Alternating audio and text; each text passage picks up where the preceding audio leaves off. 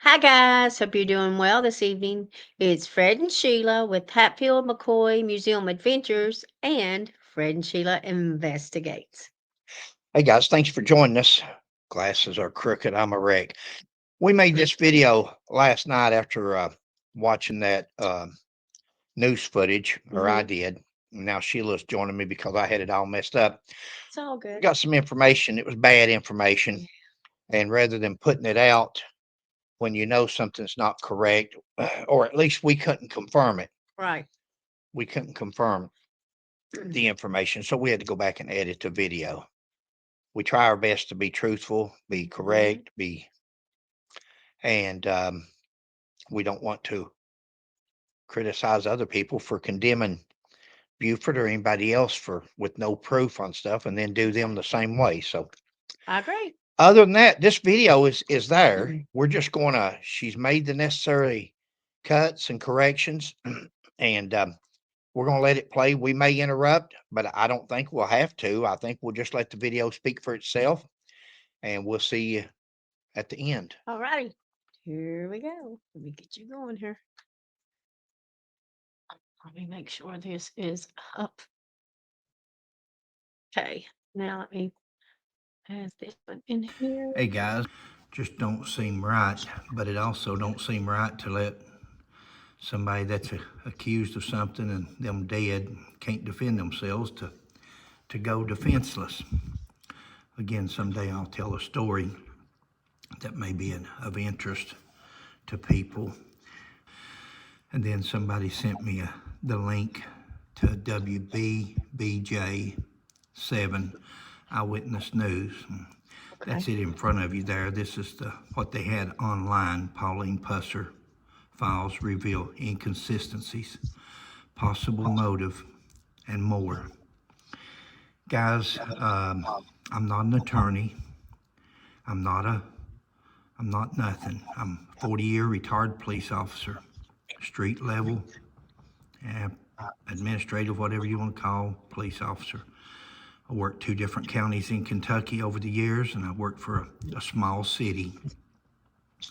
Did that, well, for 40 years. After I got out of the Marine Corps in Florida, I was with the Jacksonville Sheriff's Department for a little while, for almost 2 years with just special deputy, just to get my foot in the door. I'm not a lawyer. I'm not an attorney. I'm not professing to be. I'm not even professing to be smart. Almost 70 years old. I don't have dementia, but I do have a brain that sometimes outruns my mouth, or my mouth sometimes, just like the NC. That's not dementia, that's just misspoken. I have a That's right. mouth that outruns my brain.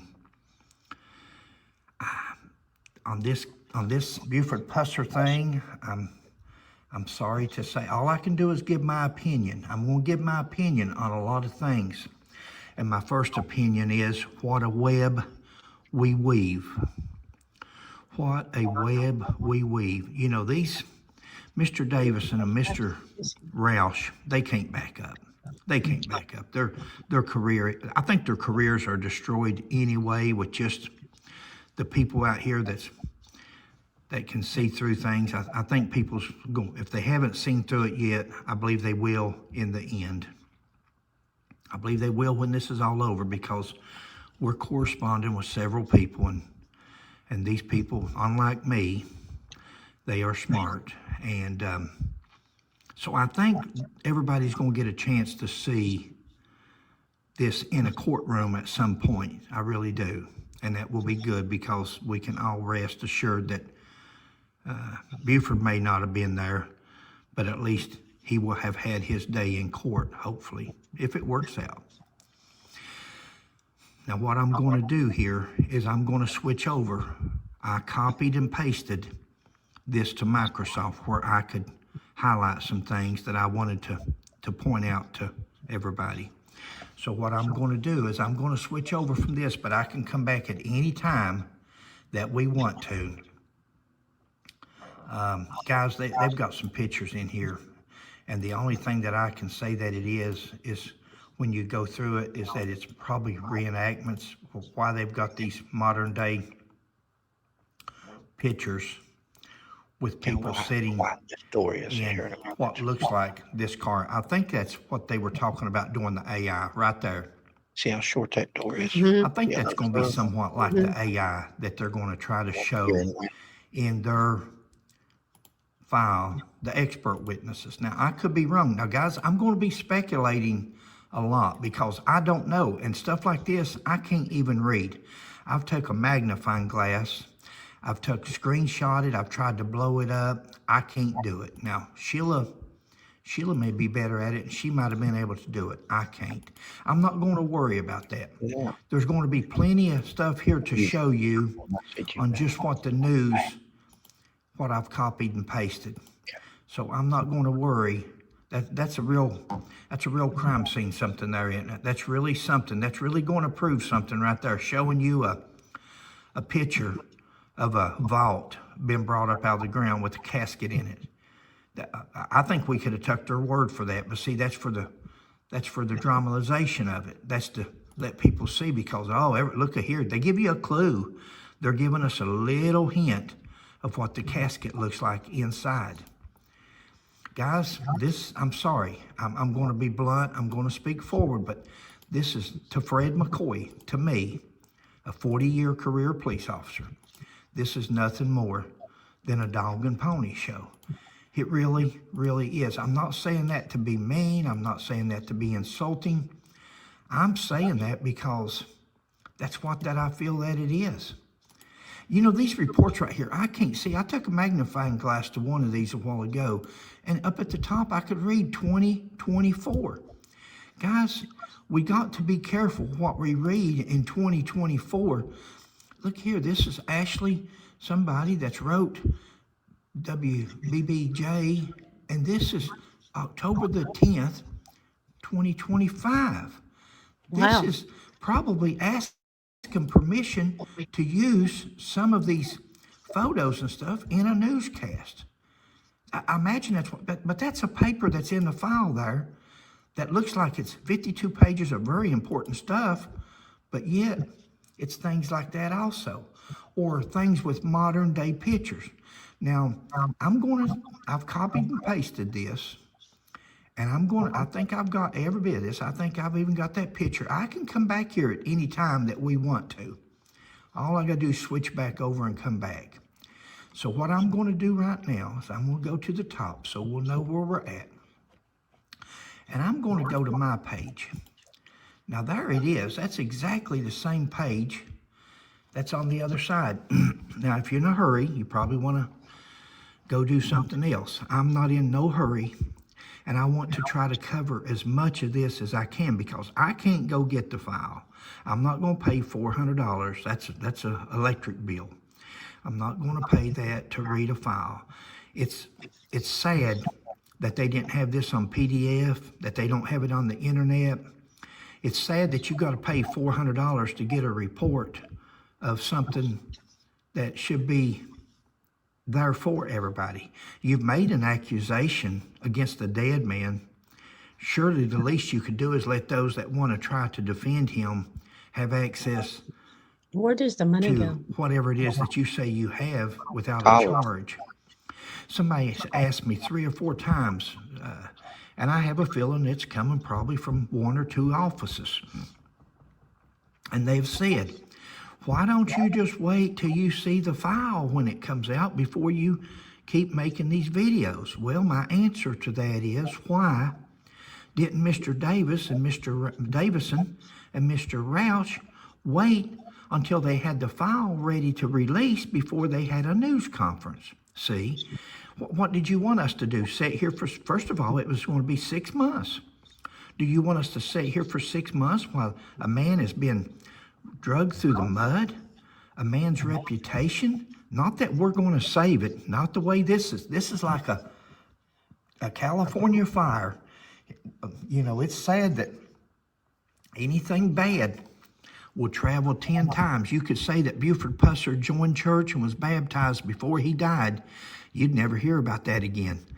But boy, if you can start a rumor that he was driving drunk, or that he killed his wife, or that she was having an affair, or he was having an affair, or she was a stripper, or if you tell anything like that, oh man, you talk about getting the views and the clicks and the hits. Ask Mr. Elam about it. Ask him. Look at his clicks, look at his hits, and look at ours. We try to tell the truth. He tells anything in the world, and man, they burn it up and they eat it up. They believe it like it was the Pauline Pusser files reveal inconsistencies, possible motive, and more. Possible motive, guys. We're going to try to find out here why they want to say that Buford killed his wife. Inconsistencies, and I know what they're going to talk about there before we ever start. And I know you guys have heard it if you've been on my channel or Sheila's, you've heard it. There is no inconsistencies in Buford's statement, guys, because as far as we know, Buford didn't have a statement. As of right now, there has never, wouldn't that have been a good place to put in all those 54 pictures up there? Since the case is supposedly built around Buford's statement, it would have only taken 2 or 3 pages, and they could have posted Buford's statement. Signed, sealed, delivered, dated, transcribed, witnessed, all this. It's not there, guys. Buford doesn't have a statement. What you got from Buford is television interviews, radio interviews. You've got to pay attention, word of mouth, what he says. That is his statement. The statement that they're saying is Buford's is something that a TBI agent, probably the Jones guy, because they said from the beginning that him and Buford didn't get along. It was clear. They didn't get along. And that's where the rumors supposedly started from. That's where all this came about. Now, they're telling me, somebody texted me a while ago, I don't know how true it is. Again, now, I'm going to speculate because, and the reason that I'm going to is because Mr. Roush speculates, Mr. Davison speculates, Lord have mercy, everybody knows Oakley and Mike speculate. They speculate. And so if everybody else is going to speculate, I might as well speculate too on certain things. Now, I don't know if that's true or not. Very well may not be. Don't take anything I say as fact. You're going to see what I read and what I go over, and I'm going to give my opinion. But you know, on our very first video that we did after that news conference, I said I would like to know who is related to who. Is there any of these? We edited right there, guys, because we had got a text message or an email stating related to somebody else. And with the same last names, we bought into it. We try not to do that. Sheila's a pretty good researcher, and she tries to check, but she's been substitute teaching, and so it puts us our time's limited. And then so we checked after the fact, and after the fact we couldn't find anything. It doesn't mean that still not some relation there. It may be through a daughter or a niece or something like that, maybe. But and that's what I'm talking about there. So there's some places that there might be a cut, and you may not know what's he referring to. Well, that's where we had to edit the video because we were under the impression that they were related to somebody else. Right. I agree. Expert witnesses related to Mr. Davison, to Mr. Roush, is anybody in here related to each other? I still don't know if any of them's related to those guys, but I got a text message earlier. Warren Jones, the TBI agent that investigated this back in 1967. If that's true, would that give anybody an incentive to try to prove their father right after 58 years? Well, Dad said Buford was guilty. He might have been the only one. And no, he didn't like Buford, but that's what he said, so I've got to try to prove it. Now, I'm speculating. Again. This could be somebody that thought it was their dad, somebody that thought it was their uncle, a cousin, a nephew, who knows? I still feel that somebody in this pod of people has got some kind of vendetta against Buford Pusser through their grandpa, their great grandfather, somebody throughout the years had some dealings with Buford Pusser, either through Warren Jones, the TBI agent, somebody, and because this is it's too direct. It's not hard to see that there's a narrative there, and they're trying their best to point all. There's no evidence. They're trying their best to point the attention towards that because all the evidence is gone. The only thing they could have as evidence now is what they can make up on AI or expert opinions, and that's what they are, is opinions. You got anything, babe? No, I mean, you're right, because all the evidence is gone. Yeah. They don't even know what happened to it. So Yeah. how can they even say that Mr. Pusser did this when they have Why would no you make that evidence? allegation knowing that nothing's there? Why would you make that allegation against a dead man? Right. Why? I don't know. Good question. Personal vendetta. If that is his son, once I ever find out for a fact that that is his son, then we can really go into some things. Guys, this case don't hold water. We know that Warren Jones, or as far as we know, didn't have any sons. I think he Right. died at 64 years old, Hmm. and I think he had 3 daughters, Yeah. is what we've come up with. Showed that he worked a couple of years for the FBI as a fingerprint. He worked in the fingerprint department, not as an investigator, not as an agent. He worked in the fingerprint department. And why 2 years? Why? We don't have time to investigate all this. Yeah. But why would you leave the FBI and go to the TBI? Why would you leave a federal job with the prestige of being an FBI agent? Did he leave voluntarily? Or since we're speculating, since we're talking about Buford Pusser being a murderer, did the FBI fire him? Was he fired for something? For some kind of inappropriate behavior, some kind of something to deal with evidence, something to deal with fingerprints? We don't know that. No more than we know that Buford Pusser killed his wife. So again, they've started a terrible precedence here, Mr. Davison and Mr. Roush has, by letting opinions and people's because anybody can be guilty of anything. It just takes an opinion, a rumor, and now you can attack. But that's a question I've got: is why would a person leave the FBI and then come to the TBI? We don't know. Maybe if somebody out there knows, they can put it in the comments, or maybe somebody that wants to investigate further. Sheila and I investigate 1967, 1974, Buford's death and Pauline's death. 1974 case, we think we've got 2 or 3 videos out there on that he wasn't drunk, no alcohol, all that. So, and the tires, we're thinking it's the tires and speed, maybe. Yeah. We still left open sabotage, still very well could be sabotage. It was never proven that it wasn't. There was nothing to prove hard evidence that it was, but go ahead, Punk. Okay. This case, I don't even want to say it's circumstantial. This case is not circumstantial. This case is rumors.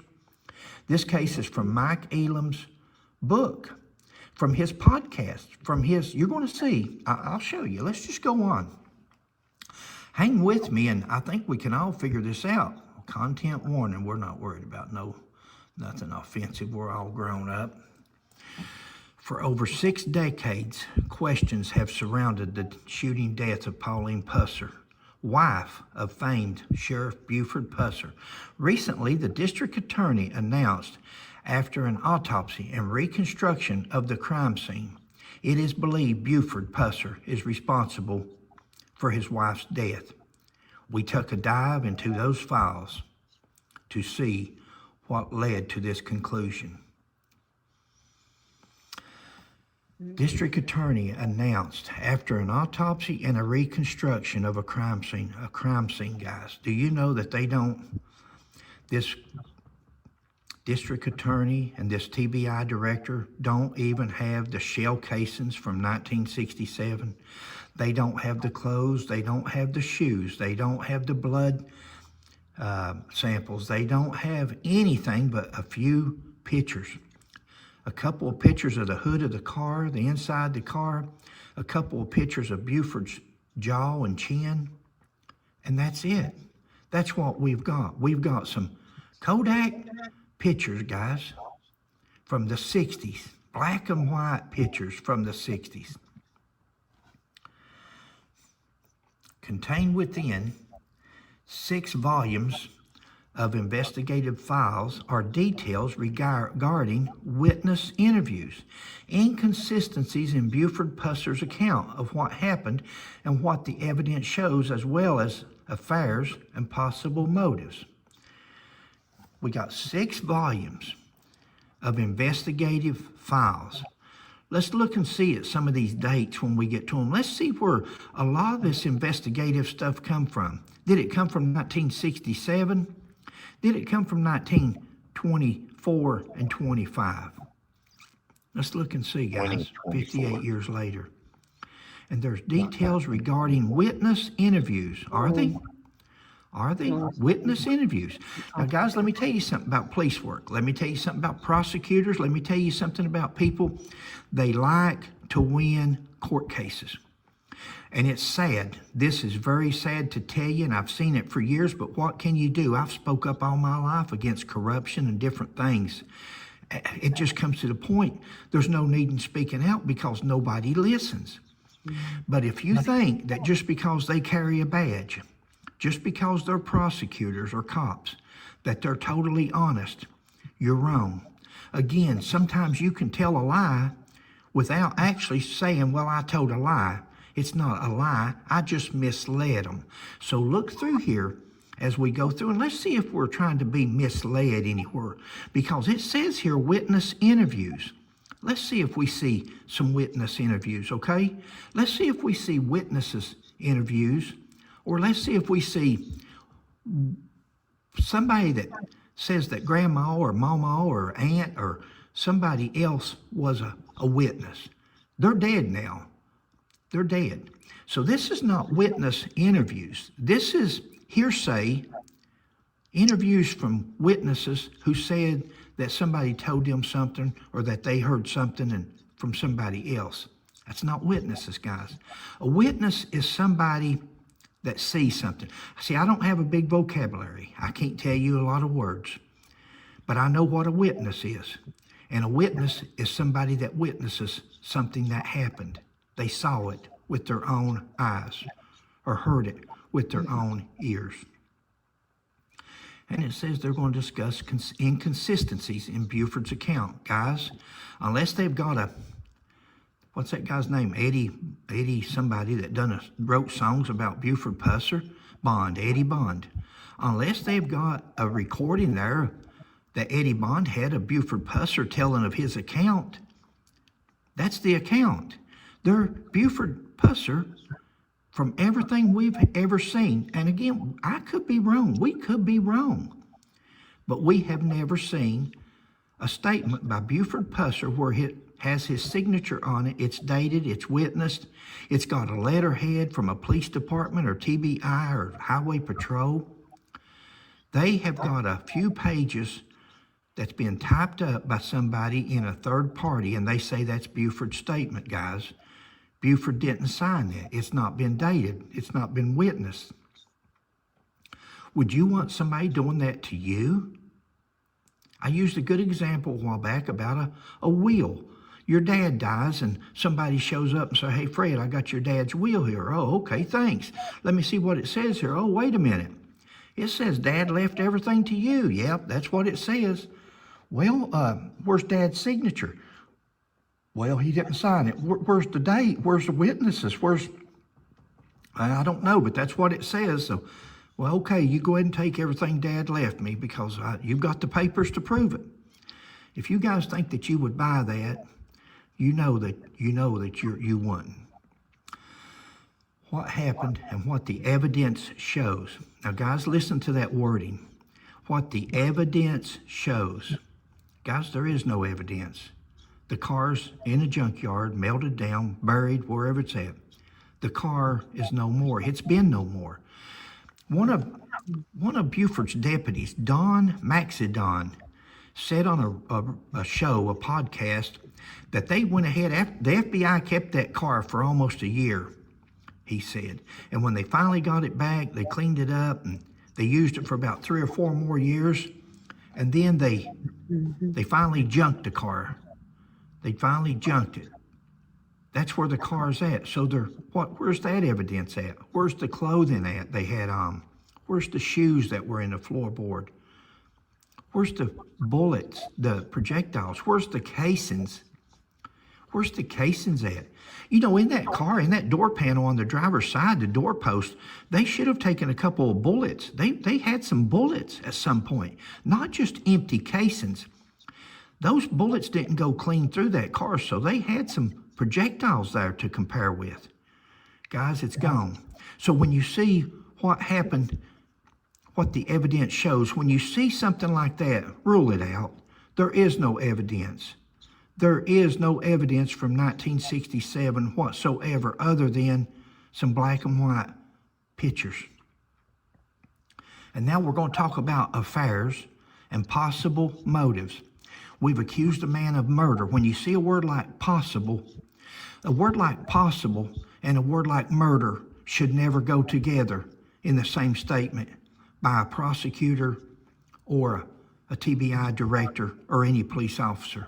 Possible and murder, when you're saying this man murdered his wife, possible should not be included. That shouldn't even be opinion, opines should not be in there. If you're going to accuse a man of murdering his wife 58 years ago, it should be direct evidence without a reasonable doubt. Not, I can get an indictment. I would get an indictment. Well, you can also go get a bologna sandwich, and you can indict that bologna sandwich if a prosecutor wants to indict a bologna sandwich. A prosecutor has all power. He is the Almighty when he's in that grand jury room and presenting a case. He can get an indictment, and he can get a no true bill if he doesn't want one. That's the way it is. That's it in a nutshell. Let's move on, guys. I'm sorry to... According to the files, witnesses said that Buford attempted to flee from emergency personnel that were responding to provide medical care for Pusser and his wife. Guys, I wasn't there, but Buford Pusser was probably in shock. Does nobody realize out there what it must be like to be in a shootout? I've been shot at. I've never been in nothing. I can't imagine being in what this man, your wife's head's blown off. You're trying to get away. You're scared. You're trying to save your life. Then you see your wife dead. You want revenge. You think you're dying. You're bleeding like a stuck pig. Mm-hmm. In a statement to the TBI, Donald G. Smith stated that on the morning of August the 12th, 1967. Now, guys, Donald G. Smith, does anybody know him? Is he still alive? Because everybody that I Googled down through here has got an obituary. Is it them? May very well be, and it may not be. It may just be somebody with the same name. So any of you people out there that knows any of these people, are they still alive or are they dead? I'll show you something in a minute. In a statement to the TBI, Donald G. Smith stated on the morning of August the 12th, 1967. Now, he's stating that on the morning of August the 12th, 1967, he was working on the ambulance that picked up suspect Buford Hayes Pusser. Now, is this statement that they're talking about, is this a statement from August the 12th, 1967? Again, you've got to watch prosecutors. You've got to watch expert witnesses. You've got to watch police officers. You've got to watch. Everybody is not honest.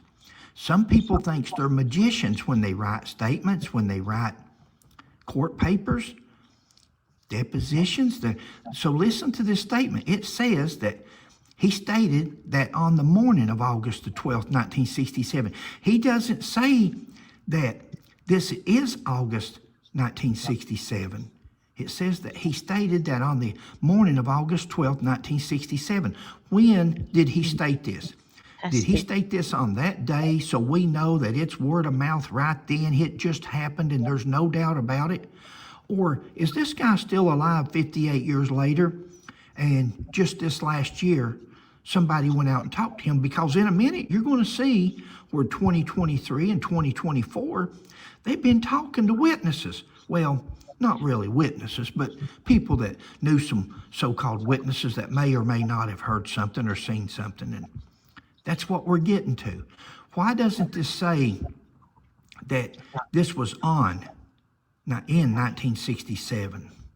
Stated that on the morning of August the 12th, 1967, Smith provided that he couldn't understand much of what Buford Hayes Pusser said. That's understandable. Yeah. His jaw's gone, guys. They found his jawbone over in the field. But now, wait a minute. Remember, Ricky Plunk and Mike Elam says that Buford called somebody, which now turns out to be P.D. Plunk. They said that Buford called from the hospital. He must have got better from that ambulance ride. He must be feeling better now. His jaw's still gone. He ain't got no jawbone. He ain't got no half the bottom teeth gone, but he's feeling better. Now get me a phone so I can call Petey. If you guys believe that, well, let's continue on. According to Smith, Buford's injuries were severe. That can't be, because Mike Elam said that, no, he just had a little flesh wound. Mr. Davison said he put the gun in his jaw, according to Dr. Reveal opines. Dr. Reveal opines that it was a self-inflicted wound. He just put the gun inside of his cheek and blew his cheek off. Flesh wound in his cheek. Really? That's not a cheek, guys. That's a jaw. That's a chin. I hope they know the difference between a jaw and a chin. If they get ready to do surgery on somebody, that could be a bad thing. Severe, and it was difficult to distinguish what he was trying to say. Smith's statement to TBI agents states, by saying, now look at that, Smith's statement to the TBI agents back then, Sloan and Jones, or today, the guys that's interviewing him today, or if it is today, is this a 2024 report? Is this new agents that's been assigned to this case? We don't know, because it doesn't tell us that. We can assume by them not telling us that it's new guys that, well, maybe this report's from 1967. We can assume that, but just because they happen to leave out their names, would that be something that somebody would do so a person could automatically assume that this must be 1967?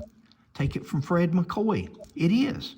That is something that somebody would do to lead you on a stray path. Did they do it? I don't know. I'm sorry, guys. This is my opinion. I'm just saying to be on the lookout. I don't know if any of this stuff has taken place other than what I point out to you. TBI agents continue by saying Smith described meeting Pusser on top of the hill on Highway 45 going south on Guys Road, and that Pusser was driving the car and victim Pauline Mullins Pusser was lying over in Pusser's lap. Had her in his lap. He shot her, he killed her, blowed her head off, but he's laid her in his lap. And there's a photograph. That's an old photograph, looks like. Stop it there, Looks baby. like that's not a... Guys, here's something Sheila picked up on when we first started doing this research many videos ago. Look in the rear wing of that car, the left rear wing beside the windshield. You see that hole? You see that big hole there? Look about 3 inches to the right of that big hole, and that's another small bullet hole. That's 2 bullet holes. Why is one big and one small? Is it 2 different calibers? Is it a shotgun slug? Is it a 30 cal? Is it a 30-06? What's this other one? Is the little one a 38 pistol? Is it a...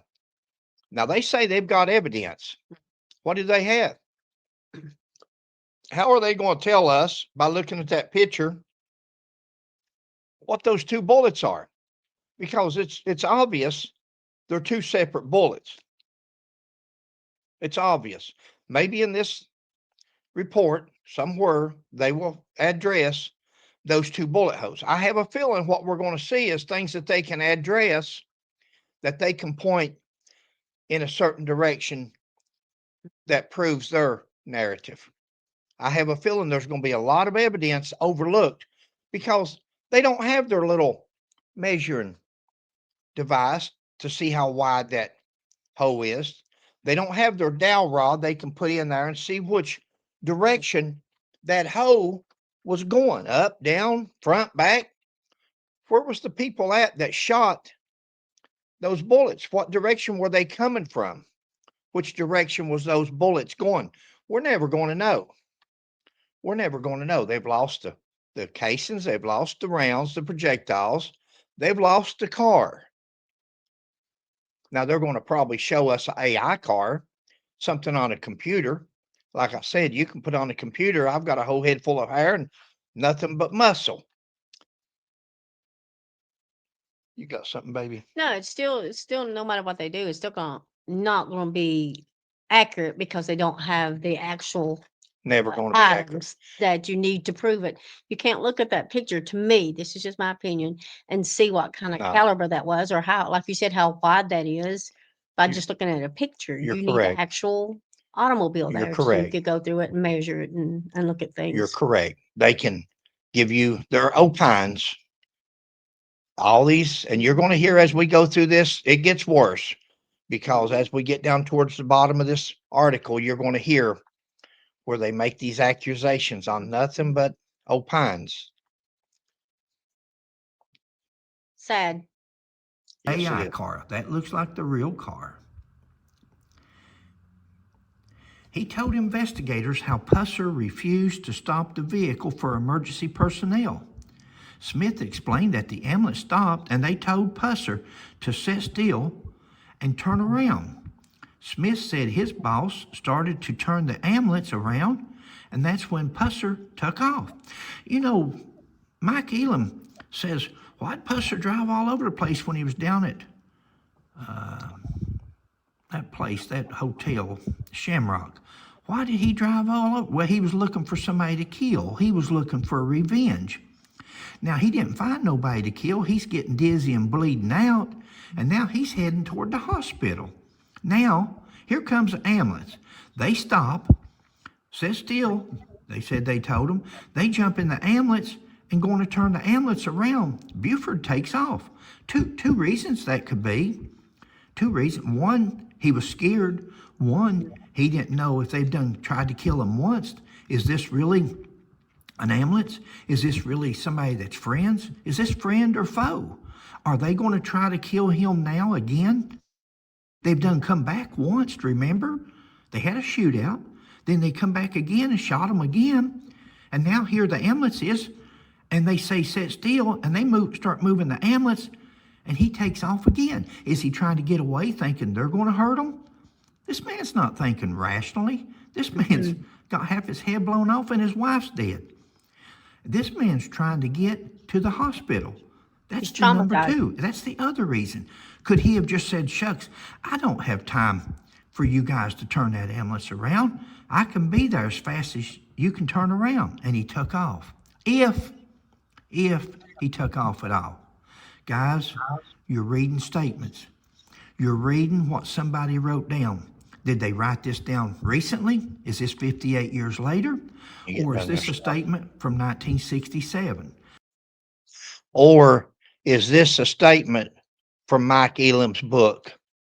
Or is this something that's in Mike Elam's first book? Not the book he's writing now or wrote. Anybody that's read his book, we haven't read it and don't plan on reading it. But is this something that the TBI has taken out of Mike Elam's book and put into their report as if it's a statement? Is this somebody that Mike Elam talked to and interviewed?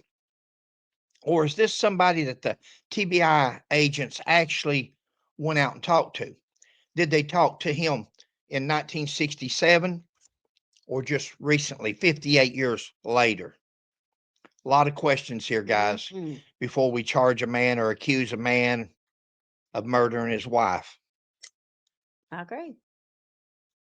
I would believe it a whole lot more if it's 1967. If it's not 1967, I don't believe it at all. People's got reasons nowadays. They've got reasons to get in these reports. I'll show them to you after a while. The reason is, guys, just like Mike Elam told Ricky Plunk, he wants time. This guy that had the gun, he wants time to get with his family because he knows, and what he's inferring is he's going to be famous. This report is going to make him famous for movies and books and all this publicity.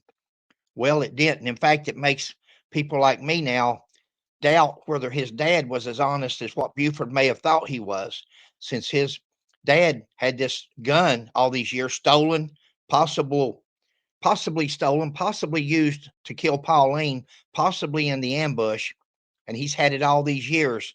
It sure makes you have doubt about his father's character and integrity, or it does me. Point them out to you. But if it's not 1967, mark it off. Forget it. That's not evidence. That's not evidence from 58 years later. If that was true and they thought something was up, why didn't they tell the police then? Wait till you hear this next remark. And Pusser took off. Smith remarked that the Tennessee Highway Patrol and Sumner Police Chief Hugh Kirkpatrick arrived, and Smith guessed they had heard Pusser's daddy on the radio. See, there's so much guesswork, there's so much opinions, there's so much opines in this whole Buford Pusser story. Smith guessed. He just made a wild guess, and he just figured that they might have heard Pusser's daddy on the radio from the jail because Pusser's daddy had called for an ambulance. How did Pusser's daddy know to call for an ambulance instead of dispatch? He got on the radio and hollered for dispatch. How did Pusser's daddy become involved at the jail? I have a question. The gentleman there, Mr. Smith, said he guessed they had heard Pusser's dad, Mhm. but didn't he say he was working on the ambulance? Yeah, he was there. So that's what I'm saying. So, He says Buford drove off. Babe, this very well could be out of this Smith guy may very well be passed away. We don't know that. Mhm. He very well may have just been interviewed Mm. 6 months ago. Very well could have just been Mhm. interviewed by new TBI agents that went out there after reading Mike Elam's book. And this guy may be 58 years ago and he's 20 some years or 30 years old by then while Mhm. he's driving an ambulance. Mhm. He'd be in his 70s or 80s. What kind of what kind of memory, what kind of, again, we don't know if we're reading past tense Right. That's what I'm saying. 1967 report or if we are reading something which makes me think it's recent. The reason it makes me think it's recent because they don't say that it was from 1967. They say he stated that on the 12th of August 1967. They didn't say his statement on that day said this, and they didn't say August of whatever of 2024 or 2025. They leave that out. Sometimes the lack of evidence, I've said it many a time, sometimes your important evidence is the evidence you don't have, something that you don't have, something that don't exist. Why do we not have a definite date as to when this person gave this statement? Why do we not have the agents' names instead of saying TBI agents? There's there's hundreds of TBI agents. Was it the two TBI agents from back in 67? Or was it the two TBI agents you're going to hear about here in a minute that talked to two ladies that their mother and their aunt's been passed away and they tell up this story, but they're famous. Now they are now in a report. They are in one of the most famous reports that's ever going to be out there. This is like the JFK file. This is going to be out there and going to be studied for years to come with Roush and Mr. Davison's, Mike Elam, Oakley, Baldwin. All these names are in there. All these names is forevermore going to be in there. They're famous. Did they have an alternative motive? I don't know if I answered your question or Yeah. not, but I was just pointing this out that he said he guessed, but yet he was on the ambulance, so he would know whether or not he heard Yeah. Pusser's dad on the radio. yeah. Again, So babe, it's I weird. believe, in my opinion, I think what you're reading is Mike Elam's book. A lot of this, especially as it goes along, this is things that Mike Elam has said is in videos throughout the years that he's tormented the Pusser family. He made it up as he goes. The hard thing here to believe is that the TBI, an investigator, and we wonder why they can't find Sebastian Rogers and Summer Wells. I'm sorry if it sounds like I'm insulting. Saw a video a while ago where they're interviewing. Why hasn't nobody been charged? Yeah. Why hasn't a caretaker? Well, this guy talks about he could indict Buford Pusser. How about indicting somebody for the disappearance of 2 children? You want to impress me? Smith reported that the trooper and Chief Kirkpatrick got Pusser stopped at the front of the hill. Now they stopped for a police car. They stopped for the 2 other police cars. They stopped. Buford stopped now.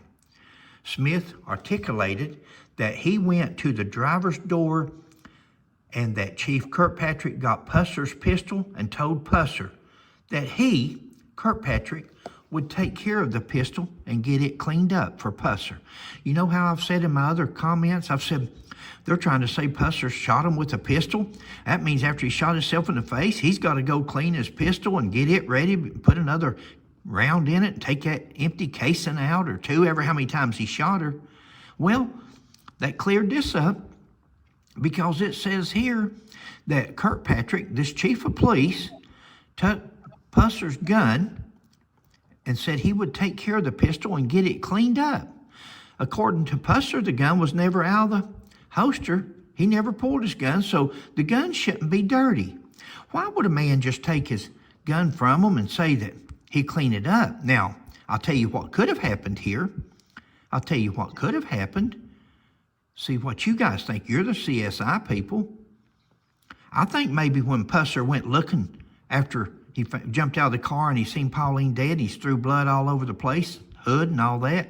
He gets back in the car and he's riding around looking for that blue Cadillac. I think he's took his gun out of his holster, laid it in his lap. See, I've done that. I've gone on calls before, and you're going on a bad call and you're by yourself. You take your seatbelt off, you kill your lights, your siren, you do everything before you get there because you want the element of surprise. But in case you run up on them before you get there, when you know it's a bad call and somebody's been shot, I mean, it's already happened. Somebody's done been killed or at least shot, and you know that you're going to have to use your gun, take it out and put it in your lap. That's just one more step that you don't have to do. You don't have to get it out of the holster. You don't have to unstrap it. It's ready. So the police officer could have very well meant, I'll clean your gun up for you because you got blood all over it. Buford, you had it laying in your lap and your mouth has bled all over your gun. See, as you read this report, as you start going through things, you can come up, if you want to look for the good is there. Now, if you want to look for the bad and say, oh man, he's killed his wife, we can turn this around, look another way. We can follow the prosecutor and them with what they're going to say with these expert witnesses, with what, even though they have no evidence, these expert witnesses, they sound good. In a minute, you're going to see. Excuse me, guys, I just ate. They can point it in any direction they want to. Okay. TBI agents that he did not remember seeing a shotgun in Pusser's vehicle, but admitted he was not looking for one either. That's good. Agents originally working the case had questioned the blood splatter on the vehicle and did not believe it matched with Buford's account. Now, guys, pay attention for me if you would. That says agents, plural, plural. Agents, 2 or more. It doesn't say agent. You're going to see in a minute a statement down here where it says Agent Warren Jones questioned or said something about blood or something. We'll read it together when we get there. I don't remember what it said. Agent, agent. But it says here in this report, and if I'm wrong, I'm sure they can correct me. I stand corrected. I can be corrected on anything. Anything I say is with caution. It's opinion. It's speculation. But the only thing that I've seen in this report so far is one agent, one TBI agent. Now, there's 2 TBI agents involved, Sloan and Jones. That word right there can be misleading to you from a prosecutor, from other agents. Is this a modern day report? I believe this is a modern day update on this ambulance driver. I don't believe this is his statement, or at least not all of it. It may be specks here and there. Agents originally working the case had also questioned the blood splatter on the vehicle, and it did not believe it matched to Buford's account. What is Buford's account? Do they have a 8-track tape? Do they have a cassette recorder where Buford's given them a statement? Because they're saying that they got Buford's statement.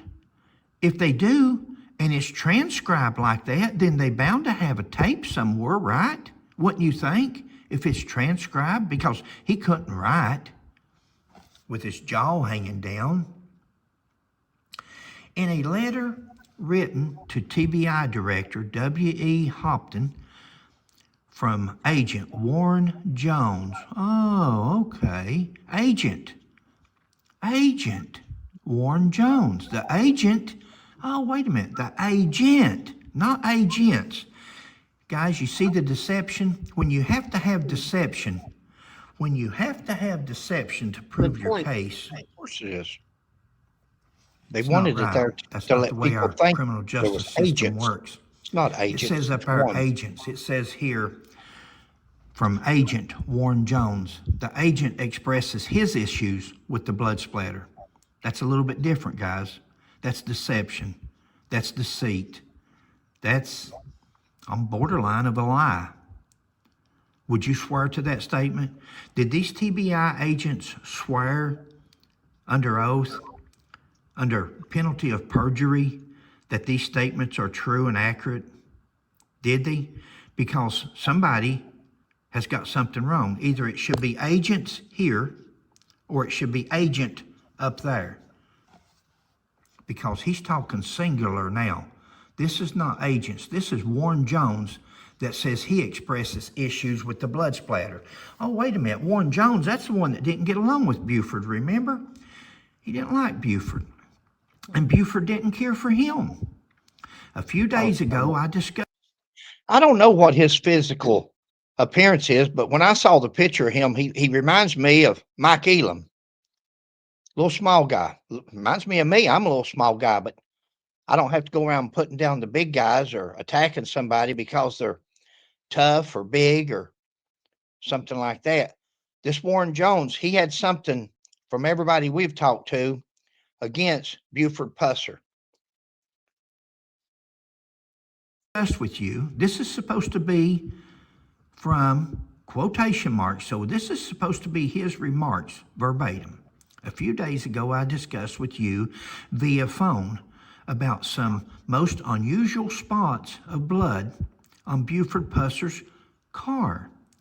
That is, there was blood on the hood of his car and on the outside of the car's windshield. I haven't figured out how it got there from Sheriff Pusser's story as to the events surrounding the shooting, writes Jones. He hasn't figured it out. He hasn't figured it out. So he says that it's unusual, spots of blood. Most unusual, spots of blood on Sheriff Pusser's car. That is, there was blood on the hood of the car and on the outside of the windshield. Guys, is that unusual? If Buford got out of his car and he's bleeding, or if Pauline's blood has I don't know if any of you's ever seen somebody with the head blown off from either suicide or homicide or whatever. I seen where somebody said the other day, said the brain, the head only has so many ounces of blood in it. It couldn't have bled a lot. Guys, it may only have so many ounces of blood in it, but you've got a brain. You've got matter that mixes in with that blood. It ain't just blood that's spreading around. When you have a head wound, you have brain matter. Brain matter is ugly. Brain matter turns into jelly. It turns into jello. It turns into almost a liquefied substance that goes everywhere and hangs to everything. And if Buford's wife's brains was blown all over him when she was shot in the back of the head, the left side of her head, the projectile, appears to me, again, guys, I didn't even stay at a Holiday Inn last night, but it looks to me like, and according to what I read in the autopsy report, shot it at the back of the head at least one time, went towards the front, come out the side, had an exit wound on the side, the left side of the head, which also looks like maybe an entrance wound of another round that went through and come out the passenger side window, went through there. But let's talk about the one on Buford's side. If she was shot in the back of the head and her brains was blown out the left side of her head, guess who's sitting on her left side?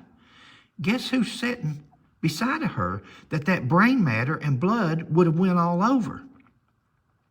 Now, he gets out of his car and he goes around to check on her whenever he stops. That blood, that brain matter is also going around that car when he's running. Now, did he get shot on the other side? Is he confused? Where did he get shot at?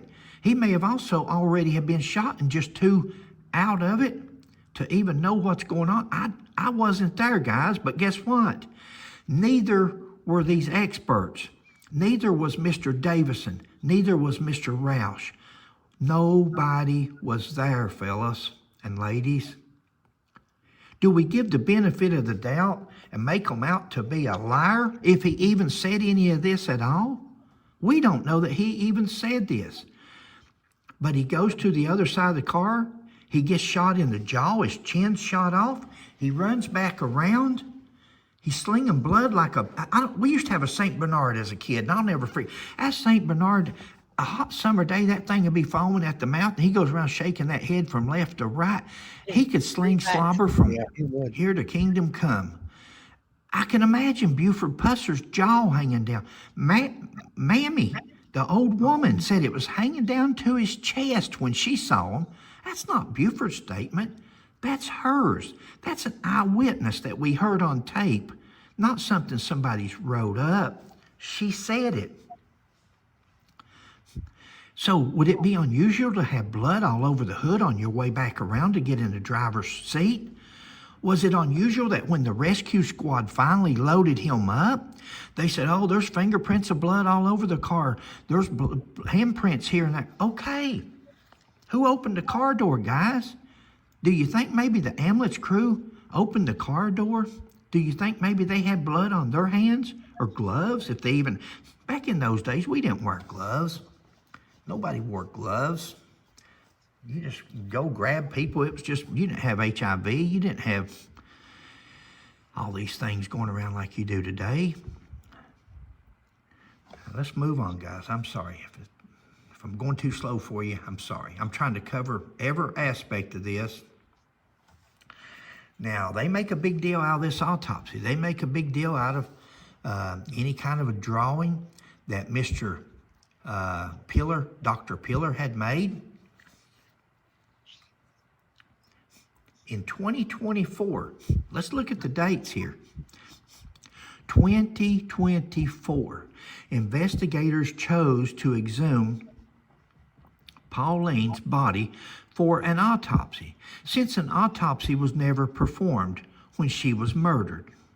Investigators also reconstructed the events based on Buford's account. Guys, did they reconstruct it based on Buford's account, or did they reconstruct it based on a report that very possibly could have been written and typed out by Mr. Warren Jones, TBI agent?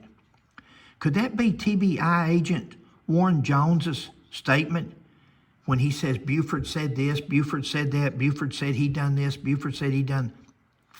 Could it be? Very possible. Very possible. Who else has got a question? Nobody else has got a question about anything. It was Warren Jones that had the question, which makes me think now the newspaper article we saw with the rumors going around were started by none other. I'm speculating, but I would say that's Warren Jones. He's the one that wrote the letter up top questioning the blood on the hood. Get it out. Events based on Buford's account of what happened. That's not Buford's account, guys. That's somebody that typed up that statement. Along with blood splatter examination. Now, they reconstructed the events and along with the blood splatter examination. Now, they don't have a car. They don't have the 1967 Plymouth Fury. They don't know how much dust was on that car, how much wax was on that car. They don't know any of that, but they've reconstructed it. See, because that's what expert witnesses can do. If you're paying somebody to do something, they've got to show something for that. They're there to make money. They don't get paid if they don't produce a report. And a report to the best of their ability, I'm sure. But my point is, there's no car. There's no evidence. There's no blood splatter to do an examination of. What you want to do, go to, what's that place called where you go to for Halloween? Used to have one, I can't remember. Spencer's, and buy your Halloween mask and buy you a gallon of fake blood. All right, let's get out here. Let's throw some of this blood on there. Let's see what we get here. Let's do 3 tests so it'll look good in the report. Because, see, if you just do 2 tests in police work, a good defense attorney, if you do 1 test, it could be one way. And you do another test, and it could be another. Well, now you got 50-50. You ever heard the old saying, but 2 out of 3? 2 out of 3? One that gets 2 out of 3 wins. So you do another test, and now you've got 2 of them, tests that says, oh, yeah, she was killed out here and put in the car. But if you only done 2 tests, and one test says, well, she was killed in the car. The other test says she was killed outside the car. We got to have a tiebreaker. See, that 3rd test would be a tiebreaker, 2-1, unless you're an expert witness and you do 3 tests, and all of a sudden, lo and behold, glory be to the Lord, all 3 tests were the same. Goodness sakes, how can you argue with that? How can a defense attorney argue with that? I'll tell you how he argues with it. He goes and hires him 3 or 4 expert witnesses with triple or the amount of training, the amount of age, the amount of expertise that these guys have, and you put these expert witnesses on the stand for your defense, and you say, these people were wrong, these people did this, these people did that. There's no way you can do an examination on a car that's not there. There's no way you can do a reenactment. You can Okay. Okay. No, I just said that's right. Oh, do a blood splatter on a car that has no blood on it. So I hope I'm making sense to some of y'all. And determined that the forensic did not match. Oh, they did these blood splatter examinations, and they determined that in their expertise that it just didn't match up, guys. It didn't match up with what they're looking at in those pictures. Didn't have nothing to do with not having the car there. It didn't match up with what Buford said happened. See, we don't know what Buford said happened unless you listen to Eddie Bond's tape. Buford says in Eddie Bond's tape that a car come up behind them real fast, turned the headlights on about that time they started shooting. Mm-hmm. That's about the extent of it. The findings of the autopsy also did not coincide with Buford's version of the events. See how they go back to Buford's event. Buford's version of events, guys. Everything that you're looking at here was written, more than likely, in my opinion, from Warren Jones. TBI agent Warren Jones. That's right. That's what I've come up with. That's my conclusion. I'm thinking that from seeing that statement up there a while ago, I think Warren Jones is the man that got the rumor started, that started bringing up questions. But they're saying here again that the autopsy also did not coincide with Buford's version of the events. Buford's version? Autopsy? This should not coincide with Dr. Pillar. What would Buford's version have to do with it? Buford is in a shootout. Buford's he said, I gunned it and took off trying to get away. I'm sure he's laying probably over in her lap and her bleeding all over him. He's trying to get away. On Friday, February the 9th, this was a big deal here. They made a big deal. Now, Mr. Davis and Mr. Roush, they loved this because this was newsworthy. On Friday, February the 9th, 2024, an autopsy was performed on the body of victim Pauline by Danielle Harrell, forensic pathologist, and Dr. Dana Messer, forensic anthropologist, at the West Tennessee Regional Forensic Center in Memphis, Tennessee. You know who it would have been nice to have there? The one that opines. The ones that opines, because you can read, you're going to see here, you can read that autopsy report.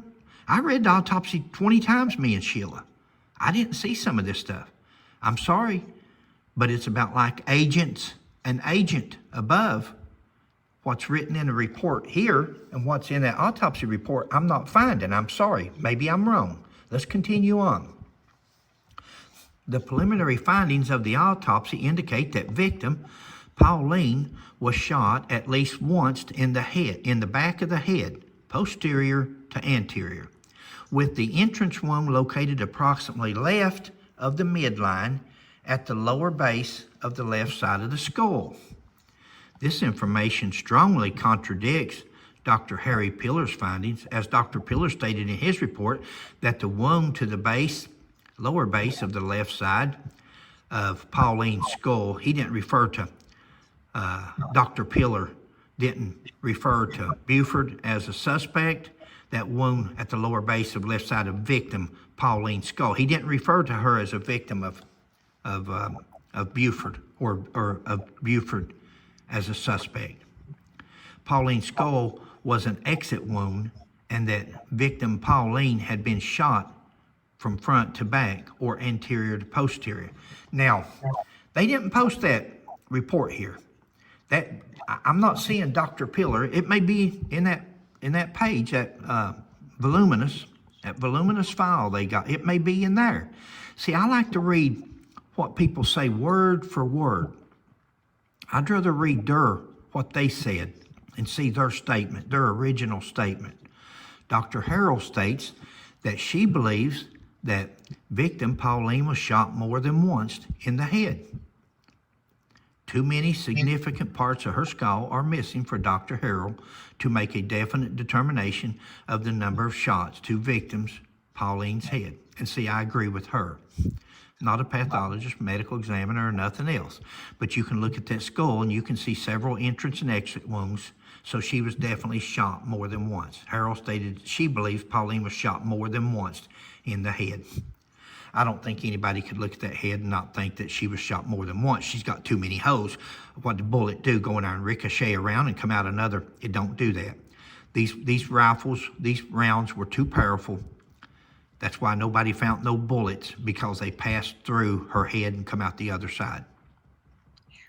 However, too many significant parts of her skull are missing. That's not hard to see just from the x-rays. The report also goes on to say that Pauline had previous wounds that were healing. Guys, the red is me. The red is Fred McCoy. I made that note. Like what?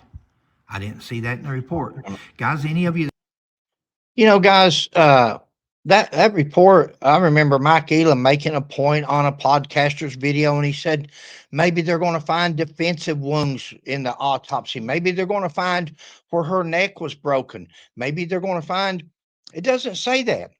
It says that there's no injuries to her neck. It says that the extremities, the arms, the legs, there's no damage. Nothing. I don't know the exact word, and we don't have the report here. Right. But what you're reading here in this TBI agent's report, he's telling you what he saw, or my understanding is in the autopsy report, but that's not what we saw. We've seen the same autopsy report, surely, that he's looked at, and he says that there's previous wounds. Yeah. Wounds? We didn't see it. The neck, the arms, the extremities, her teeth, nothing.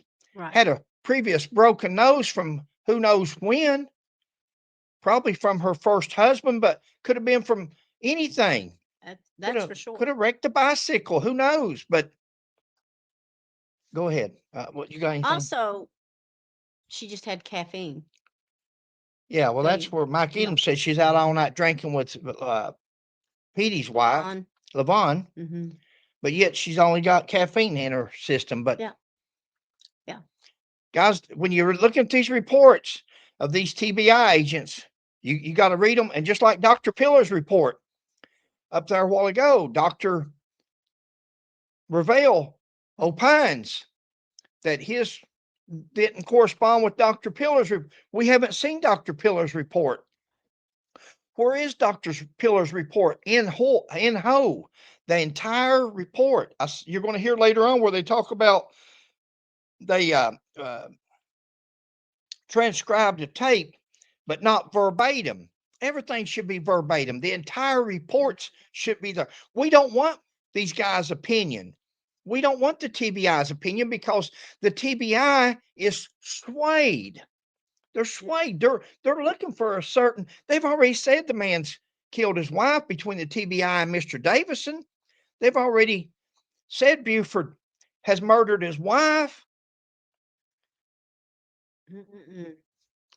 It's got Pauline's autopsy report, and please correct me if I'm wrong. I want to be corrected. I don't want to say anything that's incorrect. That's not the way I work. I'm not trying to prove a point here. I'm not trying to take up for Buford. I'm not trying to ruin. Guys, this is America. And in America, you're innocent till proven guilty. You can't be proven guilty until you face 12 members of your peers, a jury of your peers, and they find you guilty after a trial. Buford Pusser can never be found guilty. He's dead. He's in the grave. He can't stand up for himself. He can't take the stand. He's innocent until proven guilty. When they made these allegations against him, they violated every right he's ever had when he was alive or anything any of us has got. Mm-hmm. They could do anybody like this. And they could be done like this one day. I don't think they see that, but they very well can be done like this one day. How do you fight against it when you're dead? And no evidence. They had 7 years to prosecute him. They wait 58 years to persecute him. You're innocent till proven guilty. He's never going to get his day in court. No, but he's not here to take up for himself. He's not here, so it may seem like I'm taking up. If I would see the evidence, it would be different. But it's not there, guys. The only thing I see is evidence that's been trying to be created. I see a narrative that's trying to. We do.